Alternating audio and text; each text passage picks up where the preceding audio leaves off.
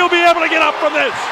Michael Spence has to keep moving because every shot. Uppercut, and Marvis is hurt. Razor is down.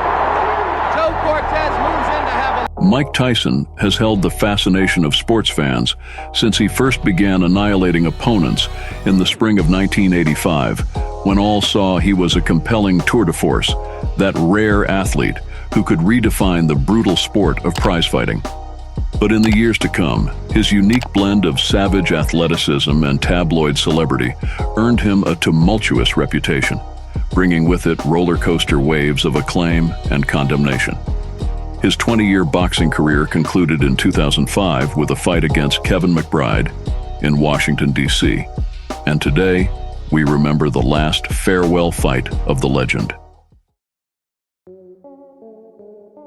Tyson, who had not fought for 11 months, told McBride he would gut him like a fish. And most believed him. One sports writer prophesied that if McBride won, look for frogs to fall from the sky at random intervals.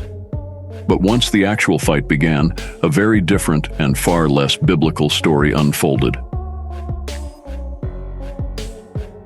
McBride, who had represented Ireland in the Olympics some 13 years earlier, entered wearing a shamrock on his robe and with two Irish bagpipers in the ring, airing their ill-fated melodies before an impatient and already booing crowd.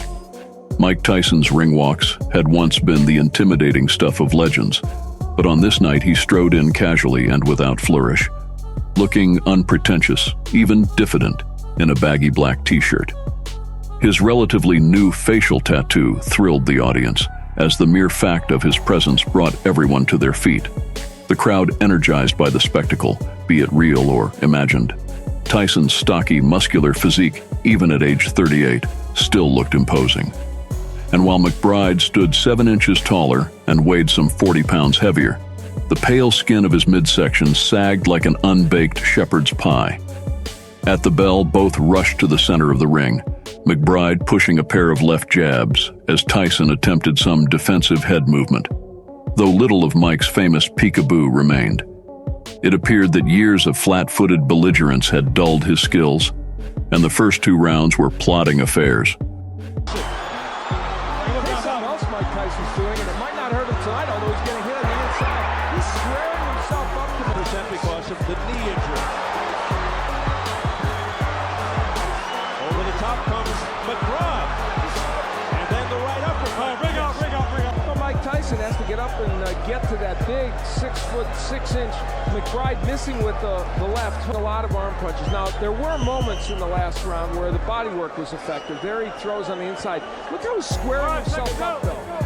McBride's long jab kept Tyson at a distance, and when Mike did manage to get inside, he was easily disarmed in the clinch by the larger man. How much experience, always tested in various ways. For Mike Tyson, of course, he has the kind of power that can change that instantaneously. McBride that continues to lean that big body on top of Tyson. And that's part of the defensive liabilities we've seen from Mike Tyson throwing wide sweeping hooks. I mean, that's, open. Now, McBride wants to land this uppercut. Now, it's not a great punch. That's holding and hitting there by McBride. And there's that. But in round 3, a frustrated Tyson regained some of his aggression. A left hook here, a right hook there. Solitary punches mostly, but violent enough to elicit cheers from the desultory crowd. However, these meager reproductions of his former greatness, like an art student's study of a Rembrandt, all the right shapes but none of the soul, were not enough to bring McBride down. McBride is throwing it, but it's McBride. You can say that for him. And on the inside, McBride just kind of mauling him. Still, the momentum carried Tyson into the 4th, where it grew to a crescendo of left uppercuts and deep shots to McBride's midsection. With a borderline shot there. Cleaner by Tyson. Right hand did not have full impact. Asking for body work from Tyson, and that is one of the things he's done well in this bout, at least in spots. That was a good right hand down. After that. And then here comes the left hook and the head, alternately. And Tyson is a very tough inside fighter. Breathing heavy but still on his feet, the Irishman survived and was able to rebound in the fifth to hold Tyson against the ropes and land some uppercuts of his own. Obviously a shell of it. He is a lumbering giant of a heavyweight hanging in there against the former champion. And jab against Tyson. Williams did it. God knows we saw Lewis do it. All standing there, no movement.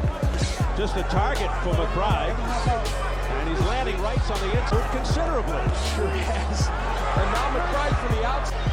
Well, we saw this against Andy Williams. And look when he throws punches. He throws arm punches kind of, well, a rugged round for Mike Tyson. That was a terrific right hand to the body and another one by McBride. And one can get in, and he was going to rely on. Good work by Kevin McBride. And just as important, I think, he leaned on Tyson. He sat. Visions of scoring a cucket must have flashed before the eyes of both fighters prior to round 6. As at the outset, they went for broke in the center of the ring, left hooks and rights from Tyson, answered by stiff jabs from McBride. But neither had the lungs for an extended volley, and the all-too-brief slugfest shifted back to mauling and wrestling. Before Tyson, smothered in the clinch, abruptly reverted to the dirty tactics that had both tarnished and buoyed his career in its later years. Squeezing his right forearm around the upper portion of McBride's left arm, Mike torqued his powerful frame in an attempt to snap McBride's elbow, the same move he had attempted against Francis Botha back in 1999. Admonished by the referee, Tyson responded with a flagrant headbutt, opening a cut above McBride's left eye. With blood streaming from cheek to chest, the action was stopped, and the fair but firm Cortez deducted 2 points from Tyson for the intentional foul. With more than 2 minutes left in the round, the heavyweights squared off again, and formidable hooks from Tyson seemed to rock the clone's colossus as blood poured from that ugly cut. But near the end of the round, McBride again rebounded, delivering proverbial punches in bunches to a clearly exhausted Iron Mike. And then, abruptly, it was as if Mike Tyson's fighting spirit simply left his body, evaporating into the ether like an early morning fog. McBride forced him to retreat, landed a sharp left hand, and then leaned forward, putting his weight upon the legendary former champion. Tyson fell to the canvas with the fluidity of a collapsing structure, his body settling into a seated position, leaning against the lower rope, while his legs sprawled out in an almost comical manner. The bell sounded as Cortez deemed the fall a slip, but Tyson, visibly disheartened, could hardly muster the strength to rise to his feet and return to his corner. During the break, Tyson, with a vacant expression, remained seated amidst his cornermen, and when the bell signaled the start of the 7th round, he made no attempt to get up. The former Kid Dynamite chose to quit on his stool, watching with indifference as the referee raised McBride's hand, leaving everyone in shock. Leaving the ring for the final time, he apologized. "My heart is not into this anymore," he said. "I'm sorry for the fans who paid for this. I wish I could have done better." McBride, for his part, would go on to lose 6 of his next 8 fights before retiring in 2011. Those in attendance could never have anticipated that they would witness the conclusion of an illustrious career. Over the span of 20 years, Tyson had reinvented himself on multiple occasions, from Kid Dynamite to Iron Mike, from an undisputed champion to the baddest man on the planet. The public had observed these transformations, often sensationalized by the media, which both documented his ascent and reveled in his decline. Before his loss to James Buster Douglas in 1990, Tyson was seen as an unbeatable force in the ring. However, once that aura of invincibility was shattered, it appeared that Tyson could do no right, at least in the eyes of some. But at that point, the symbol had surpassed the individual.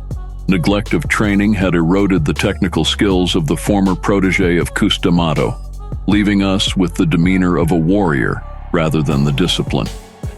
This symbolic Mike Tyson represented our most fearsome figure, our boxing scapegoat, periodically thrust into the Las Vegas desert to absolve us of our transgressions. However, by 2005, Tyson could no longer serve as our redeeming gladiator. It was evident that he was a deeply wounded man. His most arduous battles were not to take place within the charged arena of the ring, but rather within the confines of his own psyche.